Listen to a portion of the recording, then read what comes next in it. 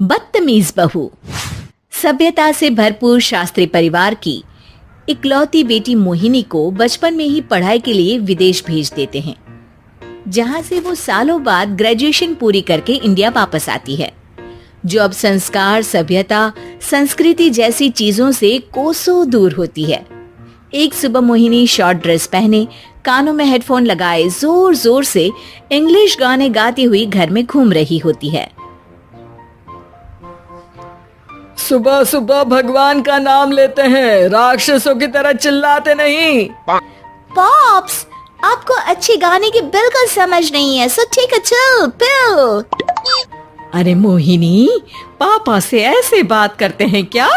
सारी तमीज भूल गई हो। ओह मॉम प्लीज, इतनी बड़ी भी कोई बात नहीं हुई, सो डोंट ओवर रिएक्ट।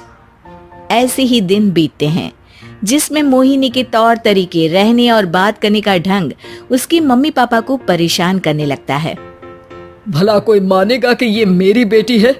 रीति रिवाज और संस्कारों से तो इसका दूर दूर तक कोई नाता नहीं, और अब तो लगता भी नहीं कि कभी होगा। अरे ऐसे कैसे नहीं होगा? लड़कियां सारे नखरे अपने माँ बाप को ही दिखाती है। ससुराल जाकर उन्हें सब कुछ करना भी पड़ता है और मानना भी। पत्नी की बात शास्त्री जी समझ जाते हैं और कुछ ही दिनों में अपने से भी ज्यादा धार्मिक परिवार में निखिल के साथ मोहिनी का रिश्ता पक्का कर देते हैं। रिश्ता तो पक्का कर दिया, पर यहाँ मोहिनी को कैसे मनाएंगे? शादी ब्याह के मामले में आटे में नमक जितना झूठ तो चलता है जी। इसी तरह एक के बाद एक तिकड़म लगाते हुए दोनों मिलकर मोहिनी को शादी के लिए तैयार कर लेते हैं और मोहिनी निखिल की शादी हो जाती है, जिसके अगले दिन से ही मोहिनी दोबारा अपने पूरे अवतार में शॉर्ट ड्रेस पहनकर घर में घूमने लगती है। बहू को ऐसे देख सास की आंखें फटी की फटी रह जाती हैं। अरे ये क्या बेशर्मी है, हमारे घर की लड़कियां जींस तक नहीं पहनती और तुम बहू होकर इतने छोटे कपड़े पहनकर पूरे घर में घूम रही हो। सीरियसली मॉम, प्लीज आप अपनी इस 80 के दशक वाली सोच में मुझे इंक्लूड मत करो। हाय तौबा, एक तो बेशर्मी दिखाती है, ऊपर से सास के साथ जुबान भी लड़ाती है। अरे जल्दी कपड़े बदल कर आ, घर की पहली आरती तुम्हें ही करनी है। इतनी देर में निखिल भी वहाँ आ जाता है। माँ, पापा आने वाले हैं, पूजा का सारा सामान तैयार है ना?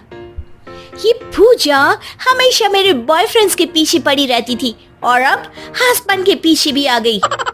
मोहिनी की बातें सुन सास तो अपना सिर पकड़ लेती है, लेकिन निखिल किसी न किसी तरह उसे पूजा के लिए कन्विंस करके कपड़े चेंज करने के लिए भेज देता है, जिस पर पूजा खत्म होने के बाद वो एक बार फिर अपनी शॉर्ट ड्रेस में आ जाती है। बहू, ये क्या तरीका है?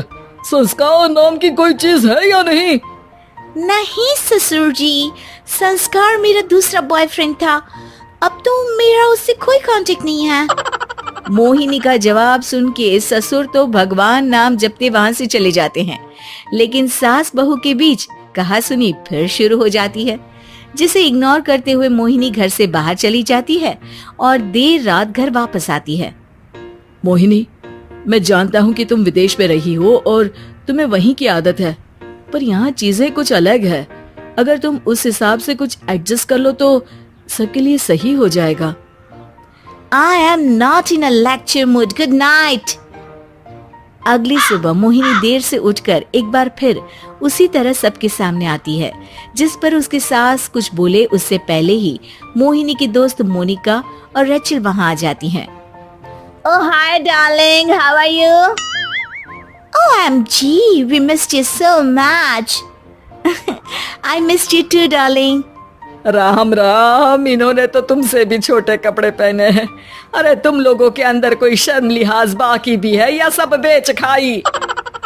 मोहिनी, तुम्हारी मेड कुछ ज्यादा नहीं बोलती। इस पर मोहिनी की दोस्त उसकी सास का मजाक बनाने लगती है, जिसे सुन निखिल उन्हें जवाब देते हुए कड़वे शब्द सुना देता है और वो सुन के वो दोनों तो मुंह बनाए वहाँ से चली जाती है, लेकिन गुस्से से लाल मोहिनी वहीं खड़ी निखिल को घूरती रहती है। घूर क्या रही हो? तुमसे शादी की ये सोचकर कि विदेश में पढ़ी लिखी हो, घर में कोई पॉजिटिव चेंज लाओगी, अपनी करियर के लिए एम्बिशियस होगी, पर अपने इस बिहेवियर से उस पढ़ाई के साथ साथ अपने मम्मी पापा के नाम को भी डुबो रही हो। अगर तुम्हें ऐसे ही हाल रखना है तो यहाँ रहने की कोई जरूरत नहीं है। निखिल की बातें सुनकर मोहिनी रोते हुए घर छोड़कर अपनी मम्मी पापा के पास वापस आ जाती है। ससुराल में सब कुछ ठीक तो है? वो अपने आप को समझते क्या है? मोहिनी पर चिल्ला रहे? मैं क्यों उसके इशारों पर चलूं? मैं अपनी लाइफ अपने तरीके से जीना चाहती हूँ और वो ना आप लोगों को मंजूर था और ना ही उन्हें है। तुम यहाँ नहीं रह सकती। अपने पापा की बात सुन के मोहिनी हैरान रह जाती है। हाँ, तुमने बिल्कुल सही सुना। अगर तुम्हें अपने इस घमंड, बेशर्मी और बदतमीजी में ही जीना है तो तुम यहाँ भी नहीं रह सकती। बेटी, मैं मानता हूँ हमारे यहाँ रीति रिवाज बहुत मायने रखते हैं और हमने उन्हीं के ओवरडोज से बचाने के लिए तुम्हें विदेश भेजा था। एक लड़की जो शादी करके घर और बच्चे संभालती है, उससे तुम अपने आप को ज्यादा समझ सको इसके लिए भेजा था। तुम उससे ज्यादा समझो और बनो, पर तुम तो किसी दूसरी ही ट्रेन में चढ़ गई बेटा।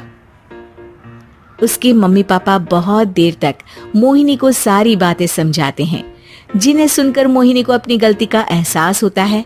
वो जॉब ज्वाइन कर लेती है और ससुराल वापस आकर उन्हें मॉडर्न बनाती है और खुद भी कुछ रिवाज सीखते हुए खुशी से रहने लगती है।